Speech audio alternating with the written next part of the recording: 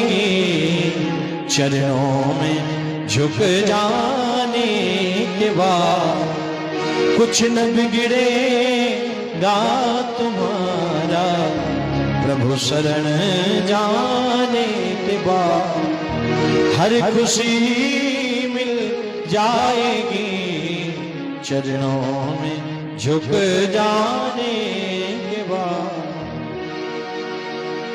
प्रेम की मंजिल की राही और कष्ट पाते हैं जरूर। प्रेम की जो प्रेम की राह पर चलते हैं उन्हें कष्ट तो पहले जरूर मिलते हैं।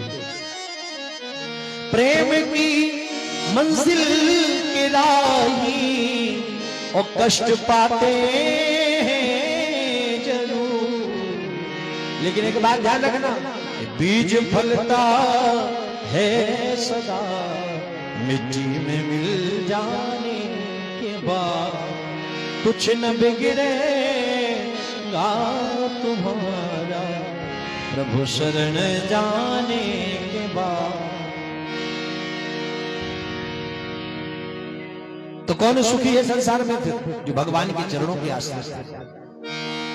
बोल चाह मिटी चिंता मिटी,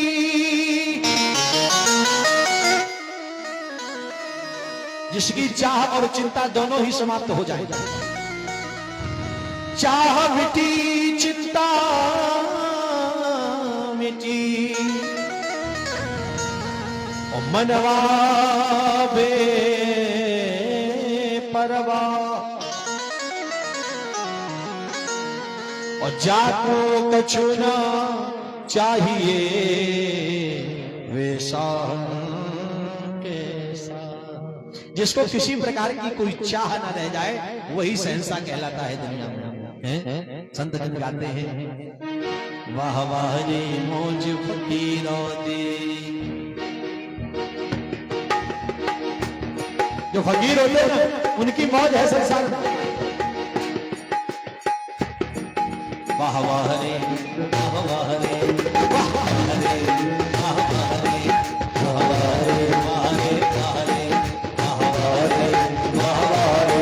देखो मीठी मीठी तालियों का सहयोग देंगे, वाह वाह रे मौज फकीरा दी, वाह वाह रे मौज फकीरा, वाह वाह रे मौज फकीरा दी, वाह वाह रे मौज फकीरा।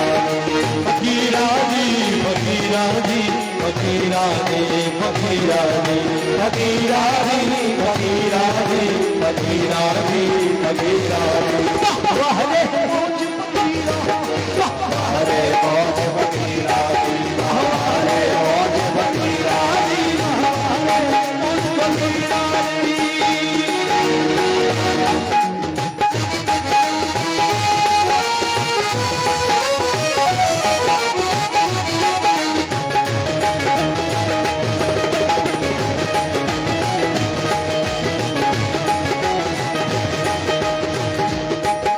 फकीरों की स्थिति क्या होती है सुनिए ध्यान से।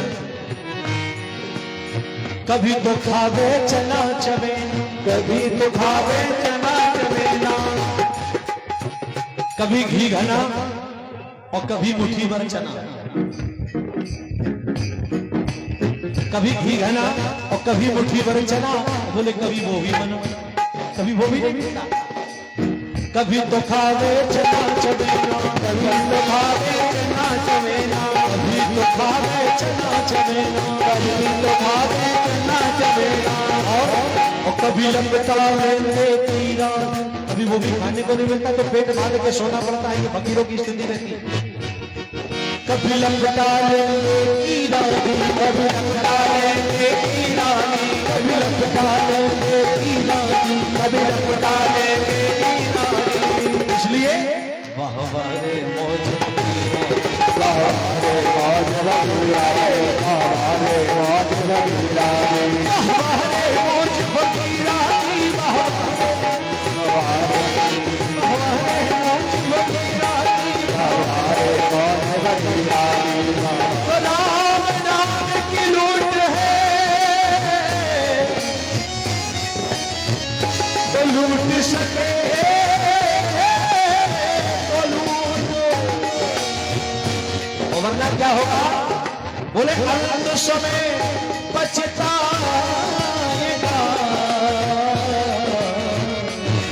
जब प्राण जाएंगे छूट। वाह हरे मौज हरे मौज भगवानी, हरे मौज भगवानी, हरे मौज भगवानी। फकीरानी फकीरानी फकीरानी फकीरानी फकीरानी फकीरानी फकीरानी फकीरानी। हरे मौज फकीरानी, हरे मौज फकीरानी, हरे मौज फकीरानी, हरे मौज फकीरानी, हरे मौज फकीरानी। जय हो जानकी।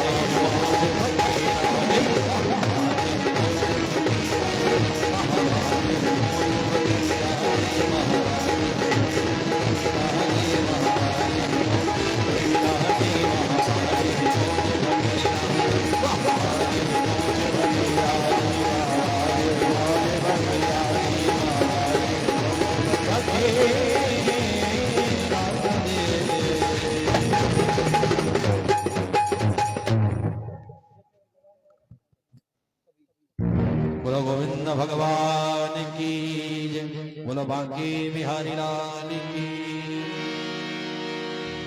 वाह वाह रे मौज फकीरानी। फकीरों का ही सबसे ज्यादा आनंद है। जो सुख पायो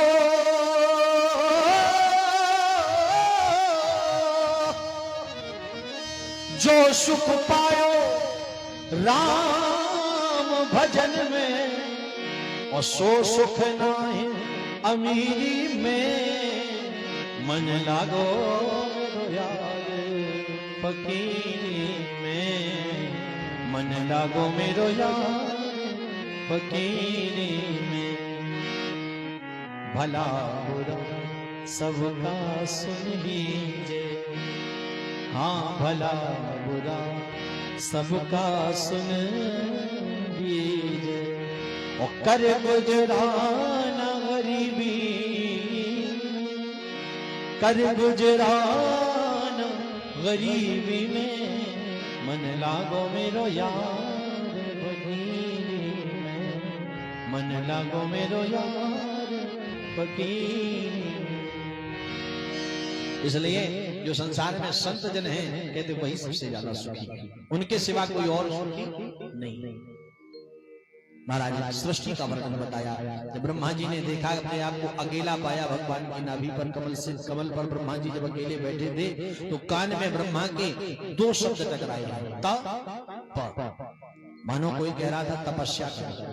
ब्रह्मा जी ने 100 दिव्य वर्षों तक तपस्या करी। जब 100 दिव्य वर्षों की तपस्या करने के बाद सबसे पहले महातत्व का निर्माण किया। बोले बुद्धि बनाई, सबसे पहले बुद्धि बनाई, फिर मन बनाया, फिर अहंकार बनाया, फिर 5 तत्वों की रचना करी, चित्त जल पावक गगन समीरा। फिर इसके बाद में सतोगुण रजोगुण तमोगुण आदि बनाए। ऐसे महाराज सृष्टि करते चले गए। ब्रह्मा जी के महाराज सबसे पहले पुत्र कौन है? सनत कुमार। सनक सनंदन सनातन सनत कुमार, ये 4 पुत्र भाई ब्रह्मा के। मानसिक पुत्र हैं, मानस पुत्र हैं। तो महाराज ब्रह्मा जी ने इनसे कहा कि जाओ पहले तपस्या करो और तपस्या करके फिर सृष्टि का सृजन करो, ये कहा ब्रह्मा जी ने। तो बोले सृष्टि का सृजन कैसे? बोले विवाह करा दिया जाएगा, फिर सृष्टि में सहयोग करो, जब बड़े हो जाओगे तब तुम सृष्टि में सहयोग करोगे, अभी छोटे हो तो तपस्या करो। तो इन्होंने सोचा कि तपस्या करने में आनंद ज्यादा है, बड़े ना हो, छोटे बने रहो। तो सनत कुमार हर समय के लिए छोटे ही बने रहे, कभी बड़े ही नहीं होंगे। बोले हम पिताजी कभी बड़े ही नहीं होंगे तो हम काहे के लिए सृष्टि में सहयोग करेंगे, हम नहीं कर सकते कुछ भी, हम तो भगवान की भक्ति करेंगे। तो ब्रह्मानंद सदा लीन, देखे बालक बहुकालीन। छोटे छोटे बालक के रूप में ही बने रहे। ब्रह्मा जी ने जब इनकी बात सुनी, ब्रह्मा जी को क्रोध आ गया। जब क्रोध आ गया तो दोनों भौहें ब्रह्मा की आपस में टकरा गई, जिससे एक नील लोहित नाम के कुमार का जन्म हुआ है। जब इसका जन्म हुआ तो ये रोने लगा ये कुमार, तो नाम पड़ गया रुद्र। भगवान रुद्र कहलाए हैं। बोलो शंकर भगवान की। भगवान ने रुद्र से कहा कि तुम ही सृष्टि में सहयोग करो कुछ हमारा। तो भगवान रुद्र से कहा तुम सृष्टि करो। अब रुद्र भगवान की सृष्टि कैसी हो सकती? शंकर भगवान की सृष्टि वो कैसी थी? भूत प्रेत बैताल आदि बनाते थे। जितनी ब्रह्मा जी सृष्टि इधर से बना के तैयार करें, उतनी शंकर जी की सृष्टि उठाकर उनको खा जाए, हिल खत्म कर दे, मार डाले, हिसाब बराबर हो जाए। ब्रह्मा जी परेशान हो गए। ब्रह्मा जी बोले ऐसा है तुम ना करो, तुमसे ना हो पाएगा, तुम ना करो, हम खुद कर लेंगे सृष्टि, तुम बना रहे, जैसा चल रहा है हमारा वैसे ही चलने दो। तब शंकर जी ने वो अपनी रचना बंद कर दी। महाराज फिर ब्रह्मा जी ने और सृष्टि करी है। नारद, भृगु, अंगिरा आदि ये सब ब्रह्मा के जो है, कश्यप आदि ये पुत्र पैदा हुए हैं। इसके बाद में वर्णन करते हैं, ब्रह्मा जी ने देखा ऐसे सृष्टि का सृजन ठीक से हो नहीं पाएगा, एक काम करते हैं स्त्री और पुरुष बनाते हैं, तब जाकर के ये सृष्टि सही से चल पाएगी। तो स्त्री पुरुष का जोड़ा प्रकट किया है। कौन? महाराज स्वयंभू मनु और शतरूप। स्वयंभू मनु और शतरूप जिनते भय सृष्टि अनुपा। स्वयंभू मनु अनु शतरूपा जिनते भय नर सृष्टि अनुपा। दंपति धर्म आचरण नीका, दंपति धर्म आचरण नीका। अजब श्रुति जिन कय लीका। स्वयंभू स्वयंभू मनु शतरूपा जिनते भय नर सृष्टि अनुपा। दंपति धर्म आचरण नीका। अजहु गाव श्रुति जिन कय लीका। मनु जी से कहा कि सृष्टि का सृजन करिए। तो मनु जी कहने लगे सृष्टि करूं काहे पर, पृथ्वी तो है ही नहीं, आखिर पृथ्वी कहां चली गई? बोले हिरण्याक्ष नाम का दैत्य पृथ्वी को हरण करके ले गया है। ये हिरण्याक्ष कौन था? बोले ये महाराज दैत्य था हिरण्याक्ष। द्वारपाल हर के प्रिय दो, जय अनु विजय जान सबको। विप्र श्रापते दोनों भाई, तामस असुर देह दिन पाई। सनत कुमारों के श्राप के कारण इन्हें 3 जन्म तक धरती पर राक्षस बनने का श्राप मिला था। पहले जन्म में हिरण्याक्ष और हिरण्यकश्यपु, दूसरे जन्म में रावण और कुंभकर्ण, और तीसरे जन्म में शिशुपाल और दंतवक्र बनकर के आए। जो हिरण्याक्ष नाम का दैत्य था, ये महाराज माता पृथ्वी को हरण करके और जल में घुस गया। इसने सोचा अब पृथ्वी के एकाकी स्वामी बनेंगे। जाने कितने इस पृथ्वी पर आए और अपनी अपनी पृथ्वी बताते रहे हैं। आज भी लोग अपनी अपनी बताते हैं। इतनी इतनी जमीन की जगह के पीछे जो है लोग मुकदमा कर देते हैं, लाठी चल जाए, गोली चल जाए, और जिंदगी भर मुकदमा चलता रहे हैं। पुरखे लड़ लड़ के मर गए, अब लड़के लड़ रहे हैं, और जमीन वहीं की वहीं पड़ी रहती, जमीन कोई उठा के ले नहीं जा पाता है। जमीन का एकाकी स्वामी व्यक्ति बनना चाहता है, लेकिन भगवान के हाथ में शक्ति चोटी है प्यारे। कहां जाओगे? जो इधर उधर भागने की कोशिश करता, पकड़ के खींच लेते। कहां चलो? यही रहो, थान पे रहो, चिया पे मारा। जब हिरण्याक्ष नाम का दैत्य धरती माता को हरण करके ले गया, तो ब्रह्मा जी से कहा गया, तो भगवान ब्रह्मा को उसी समय एक छींक आ गई, और छींक आने पर नाक से एक सूकर निकल पड़ा। छोटा सा सूकर निकला था, और देखते ही देखते लोगों के विशाल का वो हाथी के समान हो गया। जोर से बोलो वाराह भगवान की। ये भगवान वाराह का अवतार है। भगवान बारह का अवतार हुआ और कहा कि भगवान दुष्ट दैत्य का वध करो, क्योंकि वो उसने किया क्या था, उसने जल में अपना घर बनाया था और आसपास से विष्टा का घर बना लिया था। बोले भगवान विष्णु पवित्र है, उस जल के अंदर आएगा ही नहीं। लेकिन भगवान जब शूकर बनकर के उसके सामने पहुंचे तो लड़ने लगा भगवान से और कहता है कि अरे शूकर, तू यहाँ पर करने क्या आया है? भगवान ने बड़े सुंदर शब्दों में उत्तर दिया, बोले हम तेरे जैसे ग्राम सिंहों को ढूंढने आए। ग्राम सिंह किसको कहते हैं? गाली भी बड़ी परमार्जित थी भगवान ने। ग्राम सिंह, बोले भाई तुम तो गांव के शेर हो, और गांव का शेर तो कुत्ता होता है। बोले हम तेरे जैसे कुत्तों को ढूंढने आए। भगवान ने विचार उसको जवाब दिया। आपस में बड़ा ही भयंकर युद्ध हुआ भगवान का। अंत तो गत्वा भगवान ने एक मुष्टिका का प्रहार किया, इस दैत्य का वध हो गया। बोलिए बारह भगवान की जय। भगवान ने पृथ्वी माता को स्थापित किया और बाराही देवी के साथ में विवाह किया। बोलिए बाराही देवी की। महाराज इसके बाद में मनु जी के 3 संतानें पैदा हुई, 3 बेटियां हुई और 2 पुत्र हुए। 3 पुत्रियां कौन कौन सी हुई? बोले आकृति, देवहूति और प्रसूति। ये 3 बेटियां हुई और 2 पुत्र हुए, प्रियव्रत और उत्तानपाद। आकृति नाम की कन्या रुचि प्रजापति को ब्याही गई, इनके यहाँ यज्ञ भगवान ने अवतार लिया। और देवहूति नाम की कन्या करदम ऋषि को ब्याही गई, इनके यहाँ कपिल देव भगवान का अवतार हुआ। और प्रसूति नाम की कन्या दक्ष प्रजापति को ब्याही गई, इनके यहाँ जगदम्बा सती ने अवतार लिया। नारायण कपिल देव भगवान का प्राकट्य कैसे हुआ भागवत जी में वर्णन करते हैं कि जब देवहूति जी का विवाह करदम जी के साथ में हुआ तो करदम जी ने बड़ी कठिन तपस्या करके भगवान से वरदान मांगा था कि भगवान हमारा विवाह हो जाए और आप जैसी संतान हो गए हमारे। तो करदम ऋषि से भगवान कहने लगे, धन्य हो करदम, तुमने इतनी तपस्या करने के बाद पहले तो संसार मांगा और फिर संसार में तुमने हमें ही मांग लिया। जाओ, मेरे जैसा तो कोई नहीं होता, मैं स्वयं में अपने जैसा हूँ, इसलिए मैं ही तुम्हारा पुत्र बनकर के आऊंगा। जब करदम देवहूति का विवाह हुआ तो इसके बाद में इनके यहाँ 9 कन्याओं ने जन्म लिया है। उन 9 कन्याओं का विवाह अलग अलग ऋषियों के साथ में किया है। मरीचये कलाम प्रादात अनसूयाम अथात्रये श्रद्धाम अंगिरसे अच्युत पुरस्त्याय अविर्विभु। कला नाम की कन्या मरीचि ऋषि को ब्याह दी और अनसुया नाम की कन्या अत्रि ऋषि को ब्याह दी। श्रद्धा नाम की कन्या अंगिरा ऋषि को ब्याह दी। हवि नाम की कन्या पुलहस्त ऋषि को ब्याह दी और गति नाम की कन्या पुलह ऋषि को ब्याह दी। क्रिया नाम की कन्या क्रतु ऋषि को ब्याह दी। ख्याति नाम की कन्या भृगु ऋषि को ब्याह दी। अरुंधति नाम की कन्या वशिष्ठ ऋषि को ब्याह दी। ऐसे 9 कन्याओं का विवाह अलग अलग जगह पर कर दिया है महाराज। और फिर बाद में कपिल देव भगवान गर्भ में थे। अब जब कपिल देव भगवान गर्भ में थे तो करदम ऋषि ने अपनी पत्नी को आंगन में बिठाया और कहा कि देवी, अब हम जंगल में जाकर तपस्या करना चाहते हैं। तो आंगन में बिठा करके अपनी पत्नी की एक परिक्रमा लगाई करदम ऋषि। तो ये पत्नी की परिक्रमा नहीं लगाई, ये भगवान थे उनके गर्भ में, उनकी परिक्रमा लगाई, ना कि पत्नी की। तुम सवेरे चालू हो जाओ महाराज, करदम ऋषि ने लगाई तो हम देख ले 2-4 जाए। हाँ, ऐसा ना करना। ये तो जो है केवल भगवान की परिक्रमा लगाई है। अब महाराज करदम ऋषि जो है चले गए। समय आने पर भगवान श्री कपिल देव जी का प्राकट्य हुआ है। भगवान चतुर्भुजी स्वरूप में मैया देवहूति के सामने प्रकट हो रहे थे।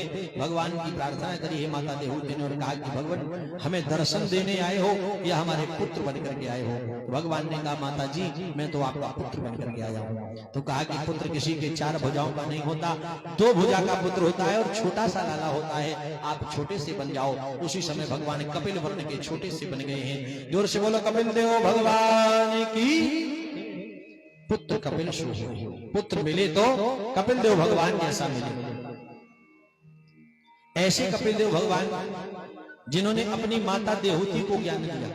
जब कपिल देव भगवान बड़े हो गए तो एक दिन मैया ने पूछा कि पुत्र कपिल, हमें ये बताओ कि भगवत प्राप्ति का साधन क्या है, भगवान को प्राप्त कैसे किया जाए?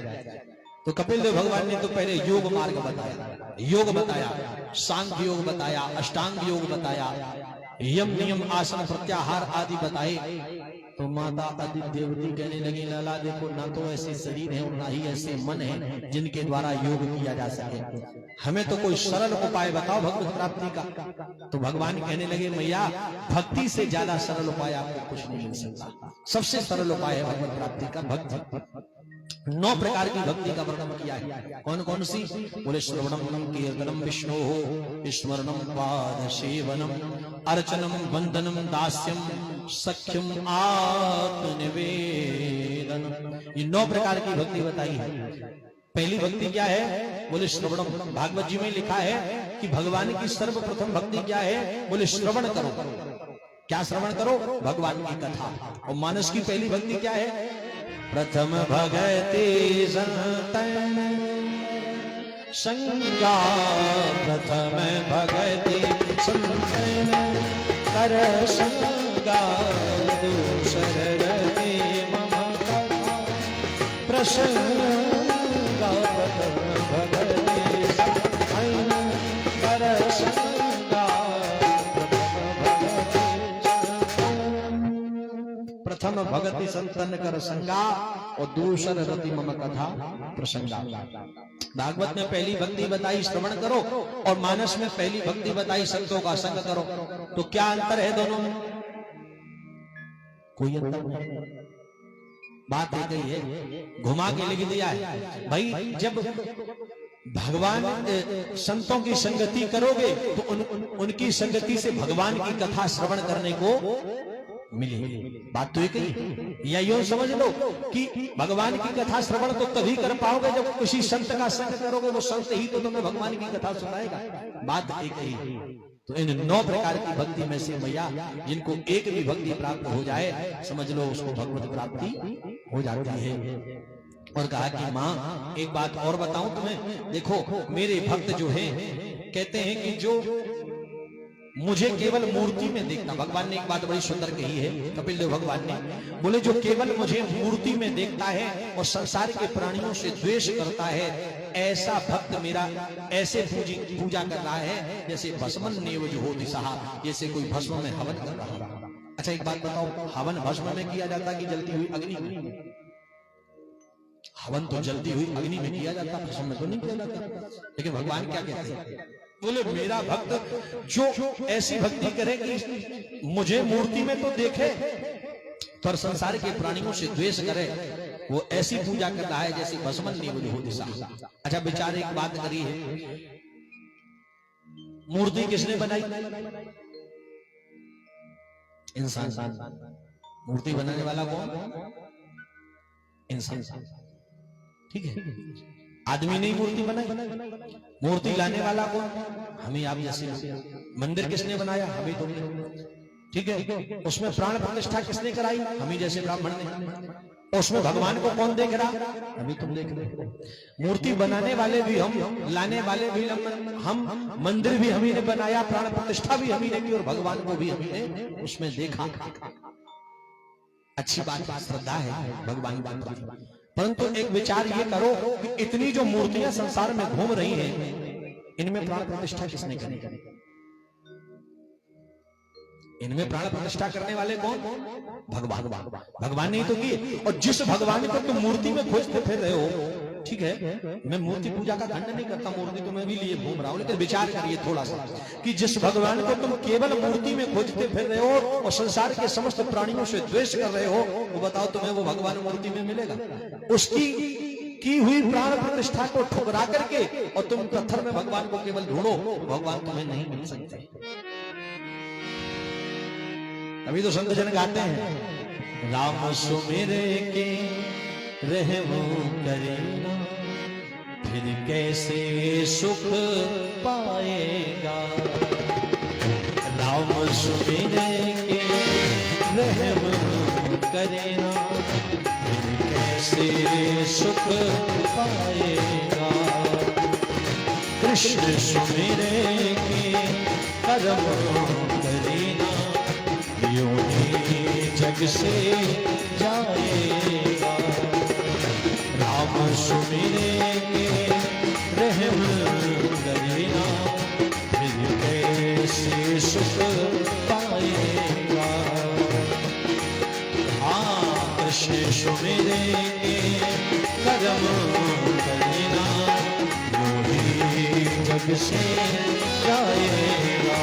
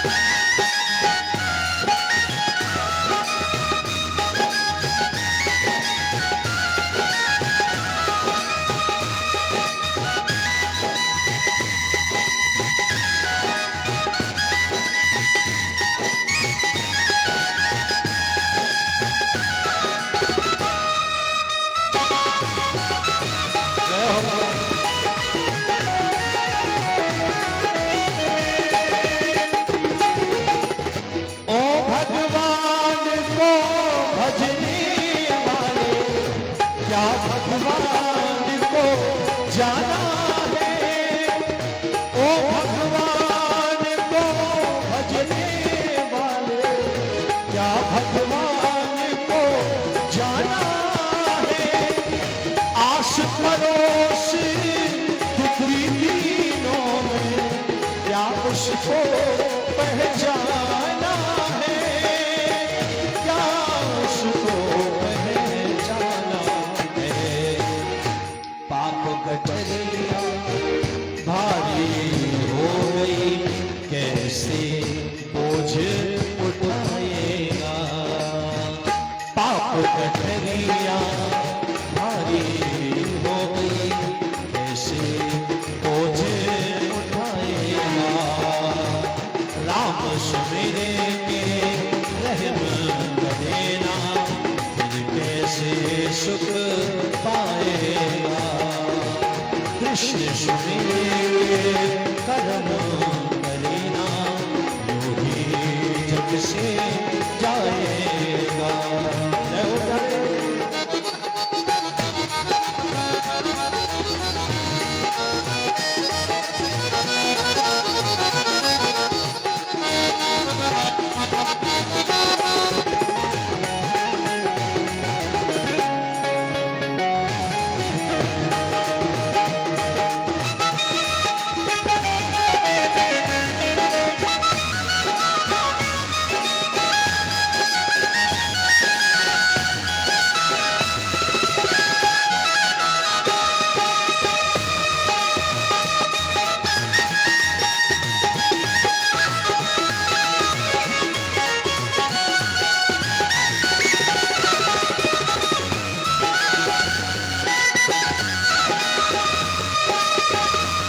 संसार कर्म की खेती, जो बोए सोई पाए, जो बोए सोई पाए। प्रेम प्यार से जिए जीवन, यह अवसर ना आए, यह अवसर ना आए। पाप गठरिया भारी हो गई, कैसे बोझ उठाएगा। राम सुमिरेंगे रहम करेना, फिर कैसे सुख पाएगा। कृष्ण सुमिरेंगे कर्म करेना, यूं ही जग से राम सुमिर कर रहम करेना, फिर कैसे सुख पाएगा। और कृष्ण सुमिर कर कर्म करेना, यूं ही जग से जाएगा। इसलिए प्यारे भगवान कहते हैं कि मेरे सिय राम मैं सब जग जानी, और करहूं प्रणाम जुग जुग पानी।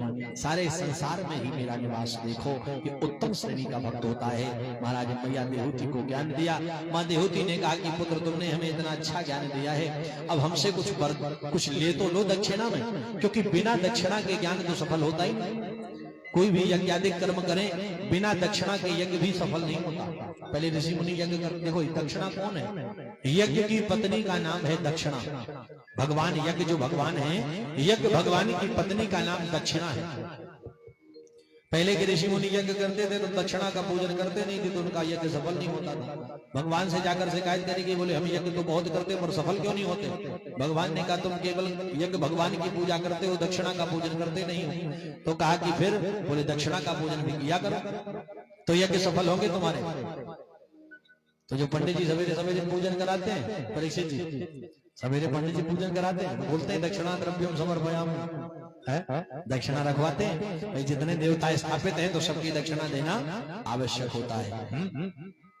कई यजमान ऐसे हो जाते हैं, पंडित जी दक्षिणा द्रव्यम एक ही जगह रखाई है, बार बार ना कहो।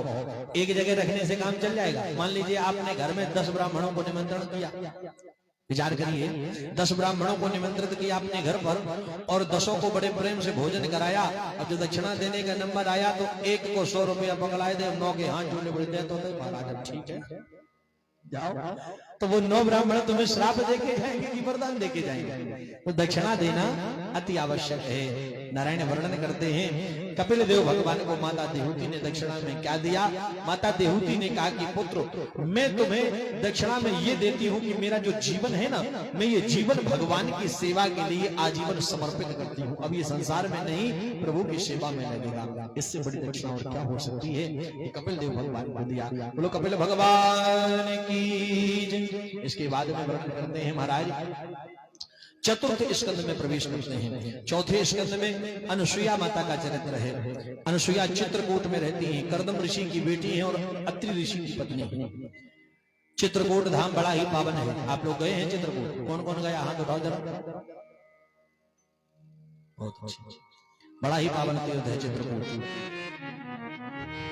चित्रकूट चिंता हरण बस सुरसरी के तीर और कछु के दिनन महरम रहे सिया लखन रघुवीर।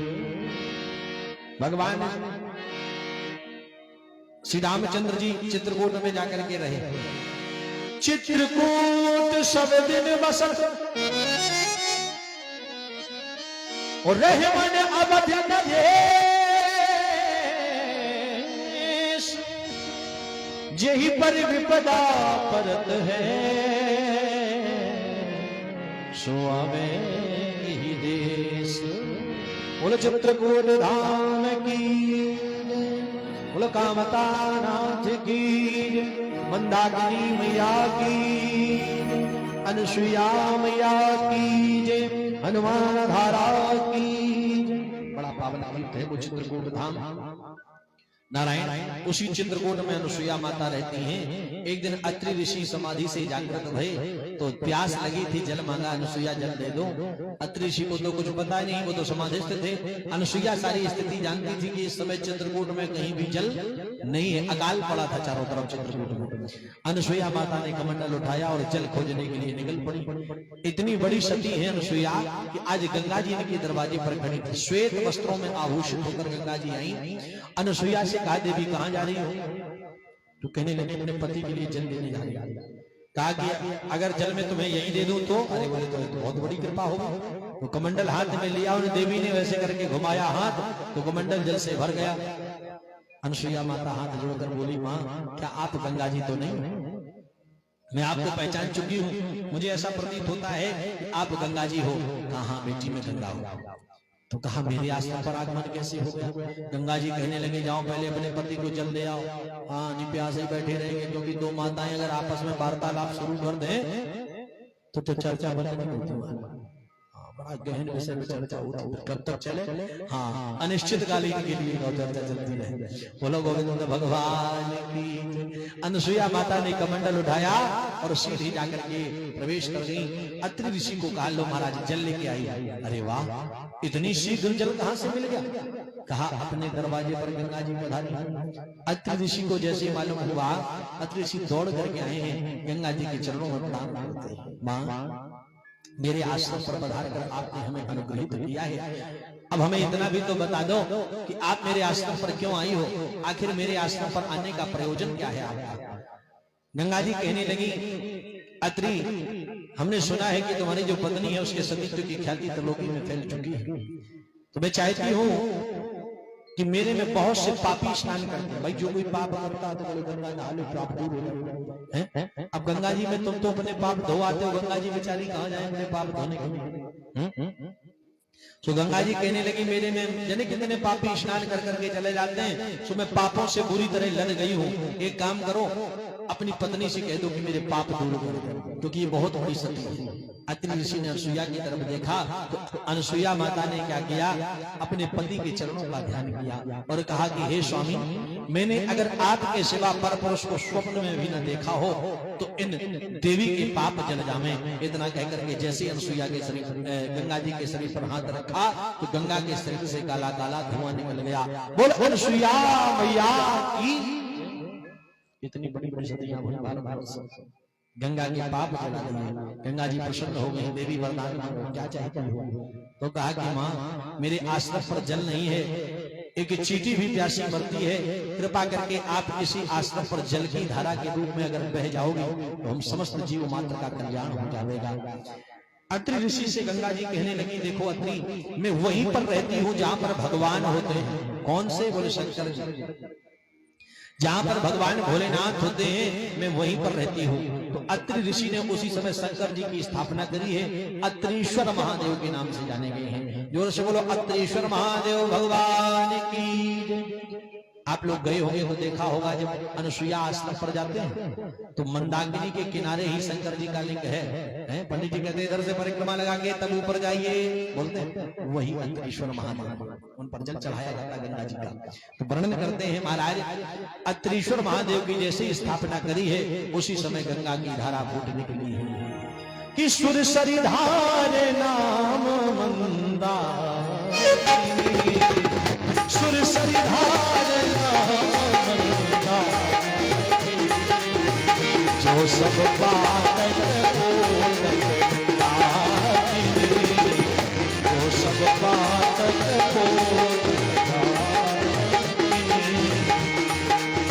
नदी पुनीत, हाँ नदी पुनीत पुराने बखानी, नदी पुनीत पुराने बखानी, नदी पुनीत पुराने बखानी, अत्रि प्रियानि तप बलधानी, अत्रि प्रियानि तप बलधानी।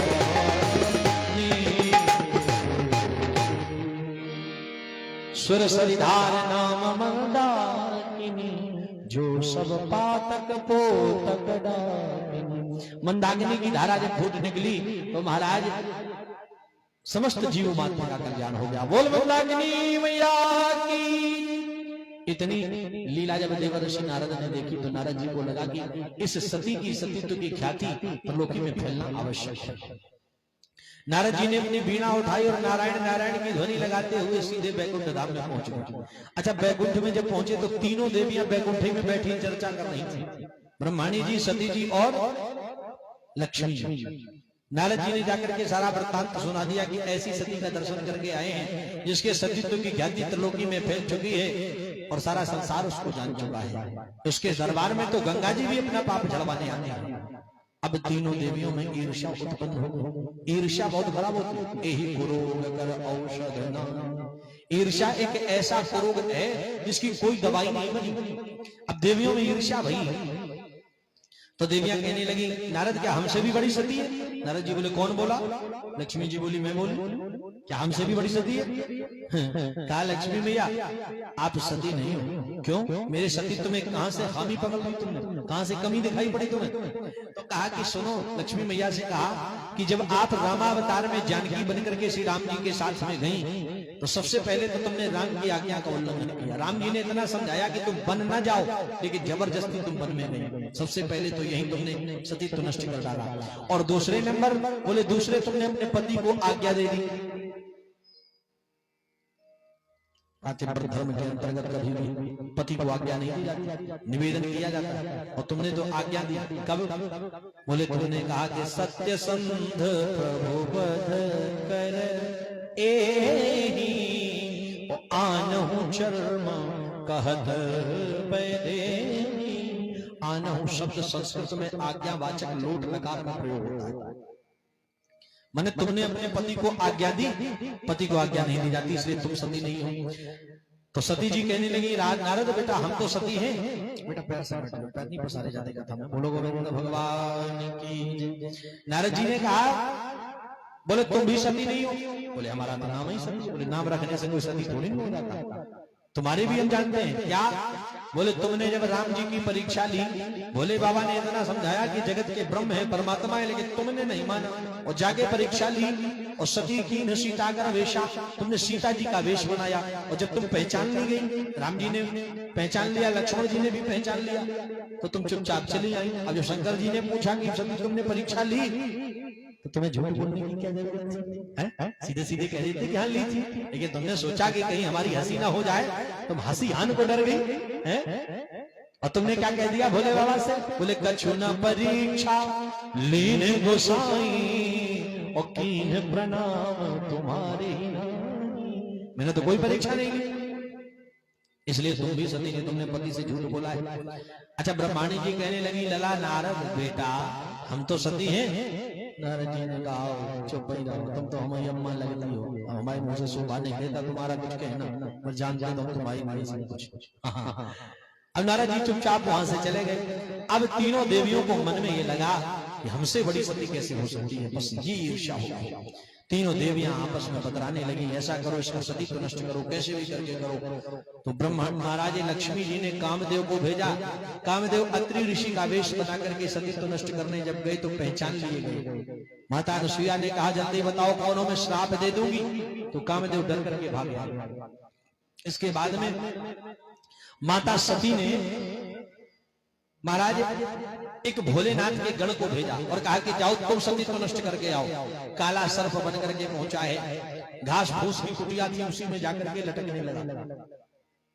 जब लटकने लगा तो माता अनुसुईया अपने पति के चरण दबा रही थी। माता अनुसुईया जो थी अपने पति के चरण दबा रही थी और वो काला सर्प जाकर के ऊपर से लटक रहा था और पति सो रहे थे। अब माता अनुसुईया को डर लगा कि कहीं मेरे पति को डस न ले ये काला सर्प, क्या पति को जगा दूं? फिर याद आया नहीं, पातिव्रत धर्म के अंतर्गत कभी भी सोते हुए पति को जगाना नहीं चाहिए। पातिव्रत धर्म के अंतर्गत आता है कि कभी भी पति अगर सो रहा है तो सोते हुए पति को जगाना नहीं चाहिए। आजकल के पति इतने मक्कार हैं कि जब तक पत्नियां जगाए नहीं तब तक वो जगते ही नहीं। बड़े बड़े सोते ही रहेगा 10 बज जाए। ये खुद ही अपनी जो है इज्जत कराना नहीं चाहते। बोलो गोविंद भगवान की। माता अनुसुईया ने जगाया नहीं, कमंडल रखा था पास में, हाथ में जल लिया और जल लेकर के मंत्र पढ़ा। यदि मैं मन बच कर से वो पतिव्रता नार तो काले विषधर बनो नव पुष्पों का हार। इतना कह करके जैसे जल छोड़ दिया तो सुंदर फूलों का हार बन गया है। बड़ा ही सुंदर पुष्पों का हार बन करके पति के गले में पड़ गया। बोल अनुसुईया मैया की। सती जी का प्लान फेल हो गया। ब्रह्माणी जी ने कहा तुम्हें कुछ नहीं करना आता, देखो हम बताएं ये सदेशन खेती नहीं होती है, अपना अपना काम स्वयं करवाओ। कैसे? बोले अपने अपने पतियों से कहो वही जाएंगे सती को नष्ट करने। बोले मान लेंगे बात। बोले काहे नहीं मानेंगे, हड़ताल करो घर में। सब भैया हड़ताल कर दी घर में। तीनों देवियां घर में स्ट्राइक बोल के बैठ गई। अब हड़ताल काहे पे होती है? ये हड़ताल आज बनाएंगे नहीं तो खाओगे क्या? भोजन ही नहीं बना घर में। अब तीनों देवता अपने अपने घर पहुंचे। भाई क्या बात है, आज भोजन क्यों नहीं बना? बोले नहीं बनेगा भोजन। क्यों? बोले हमारी मांगे पूरी करो, हमारी मांगे पूरी करो। क्या मांगे हैं? बोले मांग ये है कि जो मृत्यु लोक की सती अनुसुईया है उसका सती तो नष्ट करके आई।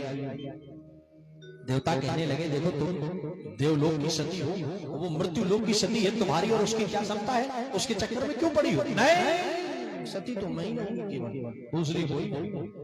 ये ईर्ष्या तीनों देवताओं को इतना उकसाया, इतना उकसाया, अब भैया देवता भी बेचारे चले ही पड़े। बताओ देवता हारे, चले ही पड़े, जाना पड़ा। तीनों देवता ब्राह्मण बनकर के अनुसुईया के दरवाजे पर पहुंचे हैं, आवाज लगाई है भिक्षाम देहि भिक्षाम देहि। हम तीन ब्राह्मण दरवाजे पर खड़े हैं, भिक्षा दे जाओ। भिक्षा माने क्या होता? लोग कहते भिक्षा माने भीख। भिक्षा माने भीख नहीं होती, ब्राह्मण जन भीख नहीं मांगते थे।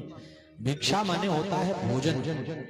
जैसे कहीं लंबे सफर पर जा रहे हैं, पहले साधन तो चलते नहीं थे, पैदल ही जाना आना होता था, तो अब लंबे सफर पे निकल पड़े। कहीं रास्ते में जब शाम हो गई या कहीं भूख लगे आई तो किसी सज्जन व्यक्ति का घर देखते थे तो कहते थे भैया हम थोड़ा दूर जाना है हमें, और भूख लगी है, बहुत दूर से आए हैं, हमें जरा भोजन करा दीजिए। तो भोजन करके और फिर अपने निकल जाते थे। तो यही कहा भिक्षाम देहि, हम तीन ब्राह्मण दरवाजे पर खड़े में भिक्षा दे जाओ, हमें भूख लगी, हमें तृप्त कराओ।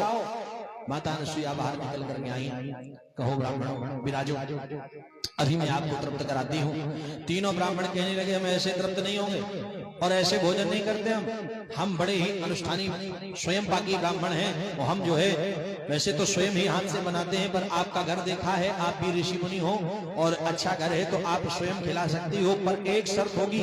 क्या? बोले हम वस्त्रों में अपवित्रता मानते हैं, इसलिए जब आप हमें भोजन कराएं तो आपके शरीर पर एक भी वस्त्र न हो। अनुसुईया माता ने देखा, बोली ये कौन है?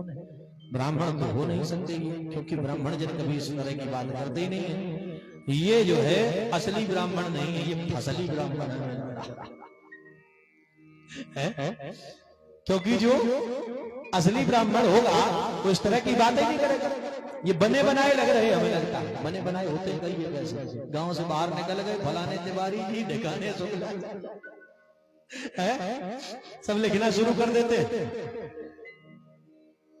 बोलो भोले भगवान की।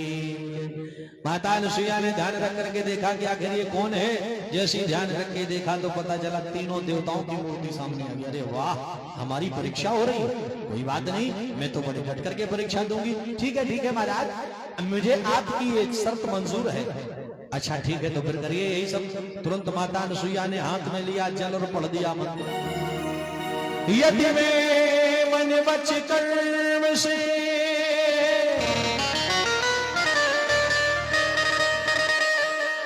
हो पतिव्रता,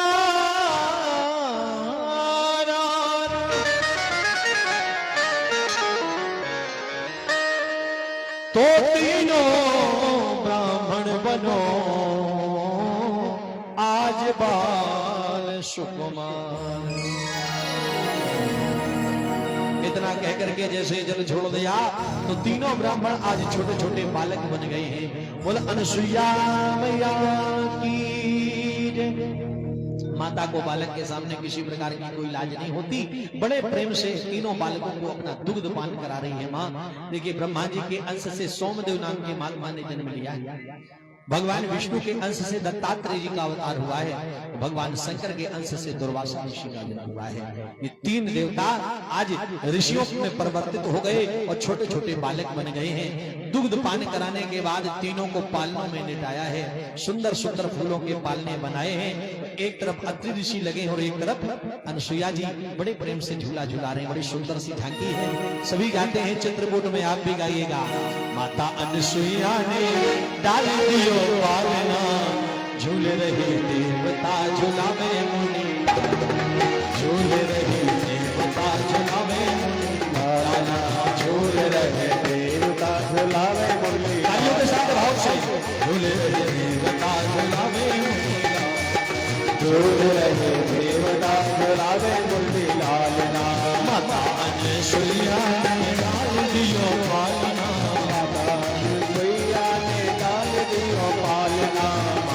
अनुसुईया ने डाल दियो पालना, माता अनुसुईया ने डाल दियो पालना।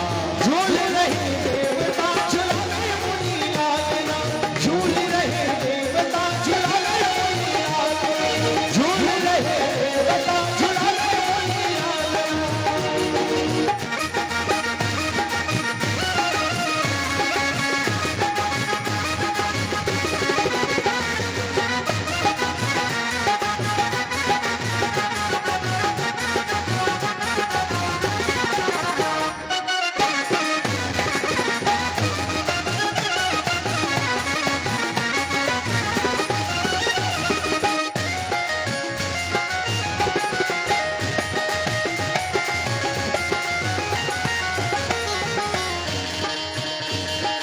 ब्रह्मा जी आए विष्णु जी आए, ब्रह्मा जी आए विष्णु जी आए। कौन कौन आया है? ब्रह्मा जी भी आए और विष्णु जी भी आए। अरे ब्रह्मा जी आए विष्णु जी आए, ब्रह्मा जी आए विष्णु जी आए। शंकर जी झूल रहे,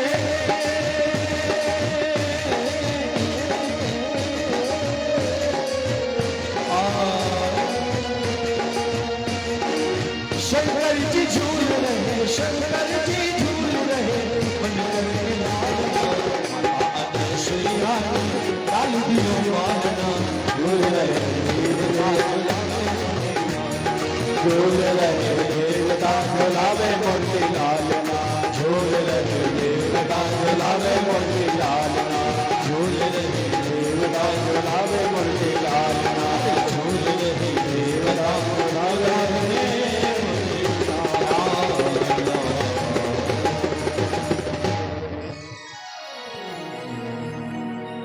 तीनों बालकों को दुग्धपान कराया है। इसके बाद वर्णन करते हैं राजेंद्र परीक्षित।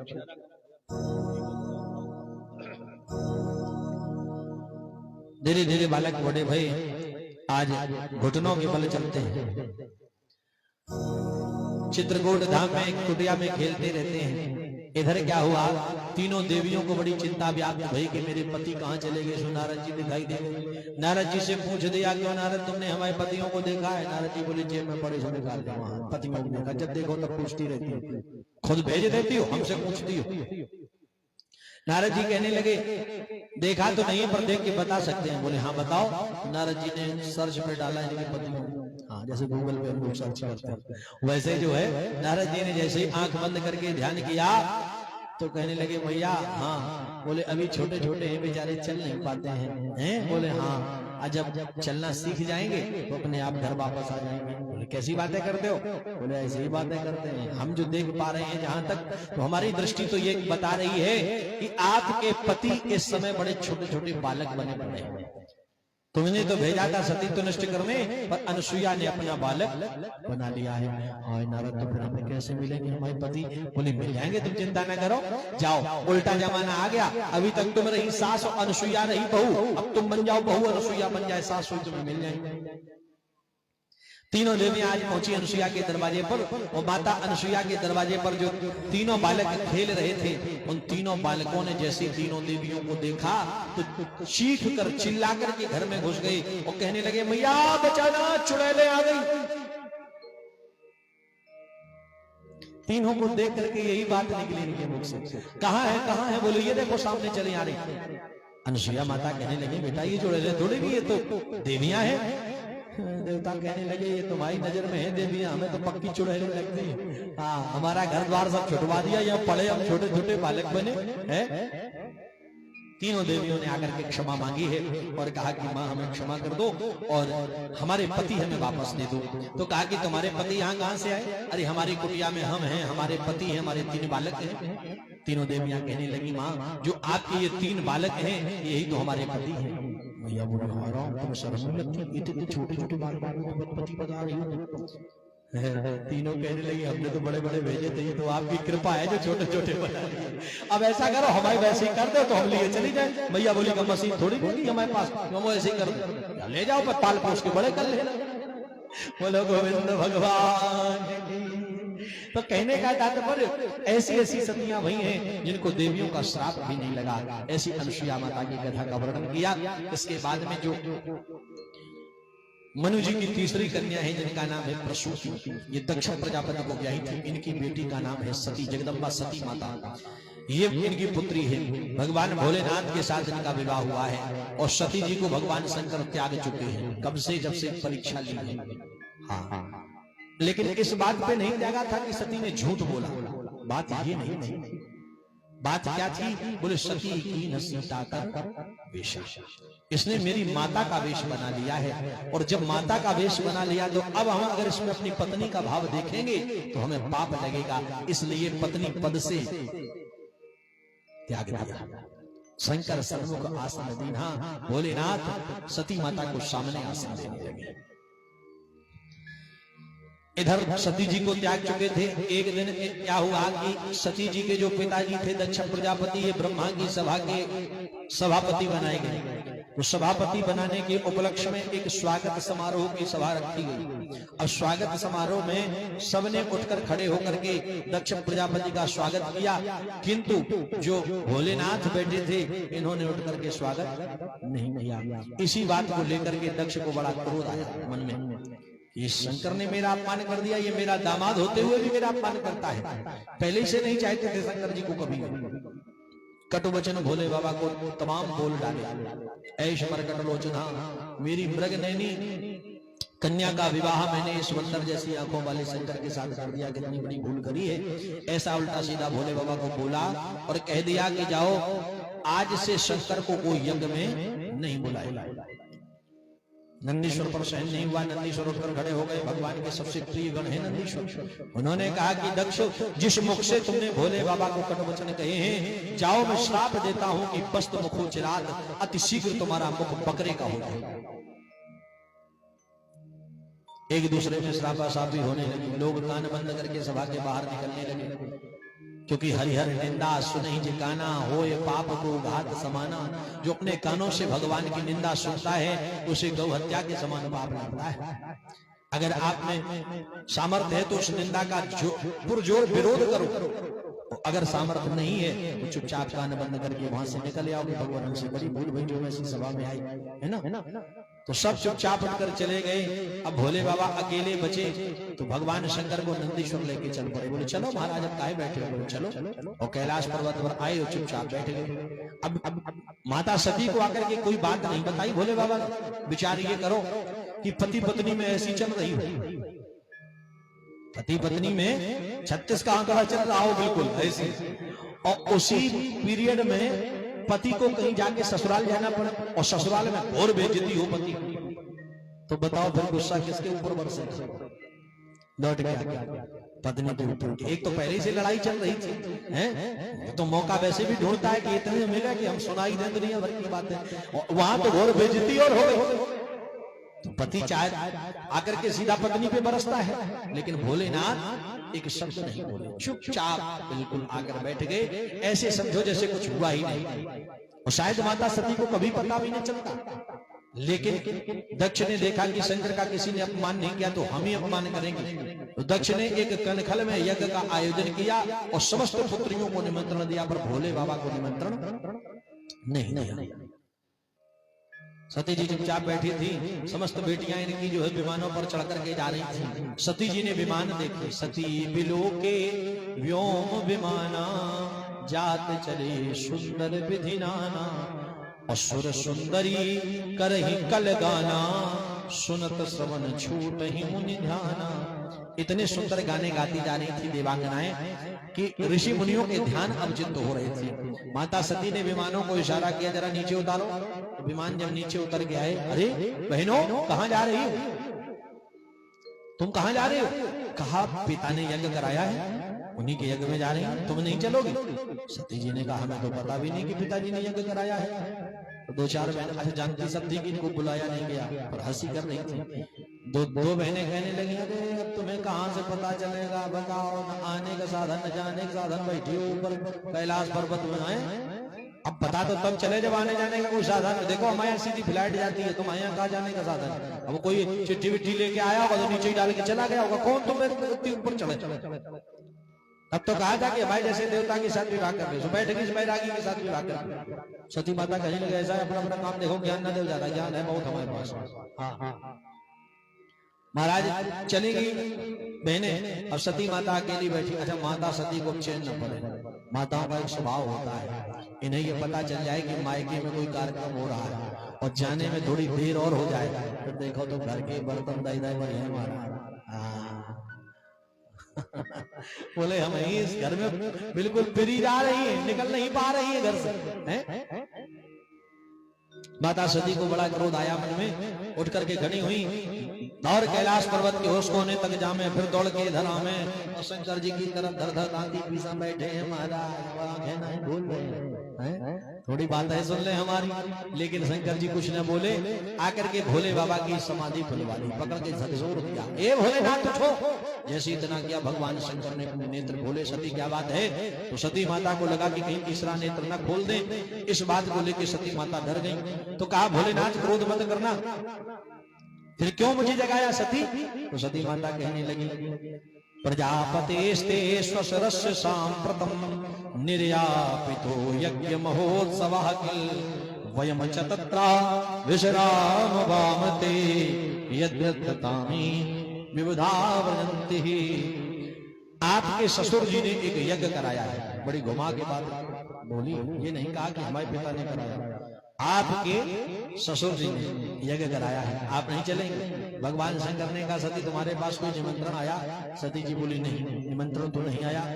तो भोले बाबा कहने लगे जो बिनु बोले जाओ भवानी और रहे न सील स्नेह न खानी। अगर बिना बुलाए जाओगी तो स्नेह नहीं रहेगा। सती माता कहने लगी भोलेनाथ एक बार आपने हमसे एक बात कही थी, क्या? बोले यद्यपि मित्र पितु प्रभु गुरु गेहा जाये हूँ बिनु बोले न सदेहा। मित्र के यहाँ, भगवान के यहाँ, माता पिता के यहाँ और गुरु के यहाँ बिना बुलाए जाना चाहिए, कोई संदेह नहीं होता। तो आखिर हमारे पिता ही तो हैं, चलो भोलेनाथ आप भी चलो। शंकर जी ने कहा एक बात और कही थी सती हमने, तुम्हें याद नहीं है क्या? बोले तदपि विरोध माने जहां कोई और तहां गए कल्याण न होई। सती जहां पर कोई विरोध मानता है वहां पर जाने से कल्याण नहीं होता। सती जी कहने लगी विरोध किस बात का है भोलेनाथ? तब शंकर जी ने बताया, बोले सती सुनो, विरोध ये है ब्रह्म सभा सन दुख मान ताते अज करत अपमान। ब्रह्मा जी की सभा में हमसे दुख मान बैठे हैं, इसीलिए हम हमारा अपमान आज भी करते हैं। केवल हम उनके स्वागत में उठकर खड़े नहीं हुए, इसी बात को लेकर तुम्हारे पिता को आज तक की नाराजगी है। उन्होंने जो है सभी पुत्रियों को दक्ष सकल निज सुता बुलाई, वो हमारे पैर तुम्हें हमारे पैर के कारण तुम्हें भी भूल गए। माता सती कहने लगी भोले बाबा खड़े हो जाते तो घिस जाते, आगे तो तुम्हारे पिता समान ससुर ही थे। भोले बाबा बोले हम कभी भी शरीर को मान्यता नहीं देते सती, उनके अंदर बैठे परमात्मा को मैंने मन ही मन प्रणाम कर लिया था। शरीर क्या है, शरीर तो नश्वर होता है। सती जी कहने लगी आओ प्रवचन तो तुरंत देने लगते हो, लेकिन माता सती हट करेंगे, हम तो जाएंगे, हम तो जाएंगे। 3 हट होते हैं, राजहट, बालहट और तीसरा कौन सा? क्रिया। हम नहीं कह रहे जी, कह रहे नहीं मिलियों बात। बोलो गोविंद भगवान, हमें तो अभी जो है और कथा कहनी है, 4 दिन बचे हैं, ये कहू नहीं है हमारा। बोलो बाके बिहारी लाल की। हाँ, तीसरा ये होता है, तो ये अगर हट कर जाए तो तुम्हें को हटना पड़े, पर ये हट ना पाए। बाल हट, राज हट, क्रिया हट। तो माता सती हट कर गई और कहने लगी नहीं मुझे तो जाना है, मुझे तो जाना है। भगवान शंकर चुपचाप बैठ गए, मौन समाधि लेकर बैठ गए। माता सती उठकर चलने लगी। शंकर जी कहने लगे सती जा रही हो? कहाँ जा रही हो? तो कार को भोले बाबा ने नंदीश्वर को बुलाया और सती का जितना भी सामान था सब उठाकर सती के साथ दे दिया, क्योंकि भोलेनाथ जानते थे कि सती लौटकर वापस नहीं आएगी। भोले बाबा ने जितना भी सामान था सब उठा करके सती को दे दिया, का सब ले जाओ। क्या क्या गृहस्थी थी सती जी की, भागवत जी में व्यास जी ने वर्णन किया है। ताम सारिका कंदुक दर्पणा अश्वेतार पत्रस्य व्यजन श्रगादिभि गीतायनैर्दुन्दुभिः वृषेङ्गमारोप्य विटङ्गिताययो। एक मैना पाले रखी थी माता सती ने, वो भी दे दी, और एक व्यजन था वो भी दे दिया। सब कुछ दे दिया माता सती। गाने बजाने के सामान थे, शंख तूरी मृदंग आदि ये सब थे सती माता की, सब ले जाओ, कुछ नहीं रखा भगवान बोले बाबा।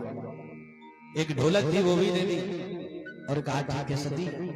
सती जी जब चलने लगी, भगवान शंकर ने सती माता को देखा तो देख करके आंख में आंसू आ गया। माता सती को जब देखा तो देख करके माता सती को आज भोले बाबा के नेत्र में एक आंसू आ गया है। आंसू क्या कोई लौकिक भाव था रोने का? बोले नहीं। भगवान शंकर को मन में लगा ये मेरी परम पवित्र पत्नी है, कोई इसमें किसी प्रकार का दोष नहीं है। इसने मेरी माता सीता का वेश बनाया जिसके कारण मुझे इसको त्यागना पड़ा। ऐसी पत्नी पता नहीं मुझे कब मिलेगी। बस इतना सोच करके वो भोले बाबा की आंख में एक आंसू आया और भगवान शंकर चुपचाप समाधि लेकर बैठ गए। माता सती ने देख लिया भोले बाबा को। माँ सती मनी मन प्रणाम करती है भोले बाबा को और कहती नाथ विदा चलती हूँ, सुख तो मुझे यहाँ भी प्राप्त नहीं होता क्योंकि आपने मुझे त्याग दिया है। अब मैं रहना नहीं चाहती हूँ, जा रही हूँ, रहो अपनी इस कैलाश पर्वत की मस्त दुनिया में। अब कोई तुम्हें टोकने वाला नहीं होगा। तो चल पड़ी माता सती। पिता भवन जब गई भवानी तो दक्ष त्रास का होना सन्मान। पिताजी के भवन में जब भवानी माता पहुंची तो दक्ष के कारण किसी ने भवानी का सम्मान नहीं किया।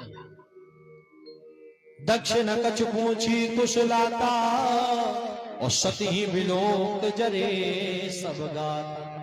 दक्ष ने तो कोई कुशल पूछी नहीं और सती जी को देखकर सबके बदन जल गए कि ये कहां से आ गई, बैल पे सवार होगी, चिट्ठी न पत्री न निमंत्रण। लेकिन एक बात बोलूं, मायके में कितनी भी बुराई हो जाए, भाई रूठ जाए, भौजाई रूठ जाए, चाचा चाची रूठ जाए, यहाँ तक कि पिताजी भी रूठ जाए, लेकिन माता का हृदय कभी बदलता नहीं। माँ माँ होती है, कहते माँ से ही तो मायका होता है। जब तक माता पिता जीवित होते हैं तब तक बेटी हक के साथ में घर में प्रवेश करती है कि मेरा घर है। जब तक माता पिता जीवित होते हैं तब तक बेटी हक से घर में जाती है और माता पिता के साथ बैठ करके भोजन करती है, बातें करती है। लेकिन जिस दिन माता पिता संसार से विदा हो जाते हैं उसी दिन से वो मायका उसके लिए एक रिश्तेदारी घर मात्र रह जाता है, फिर और कुछ नहीं रहता।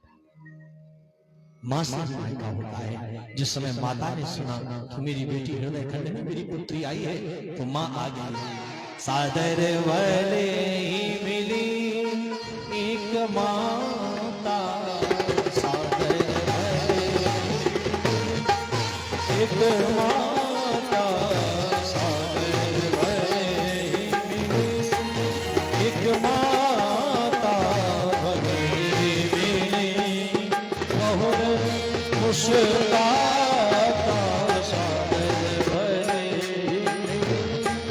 एक माता, सादर वाले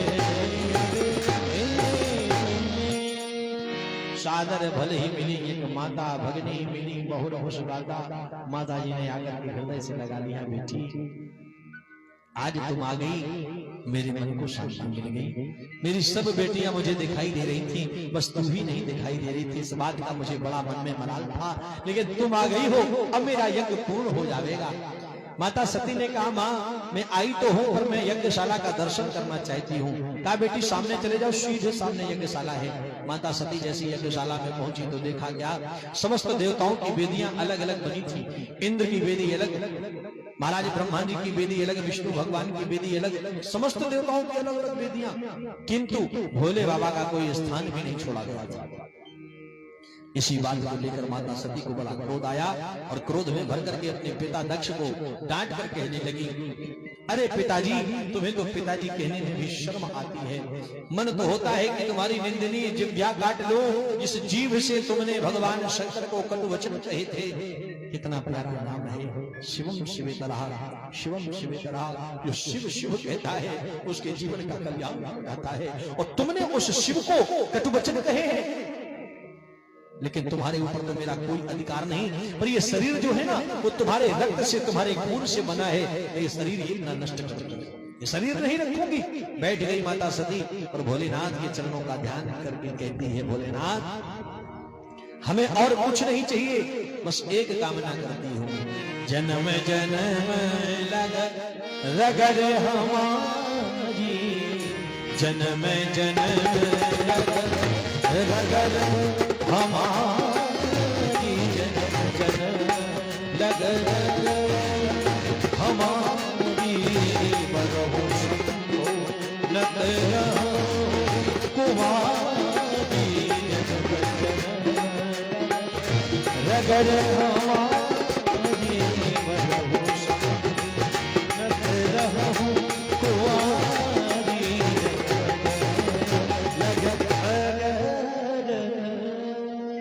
जन्म जन्म लग रगर हमारी और बरहु लग हमारी।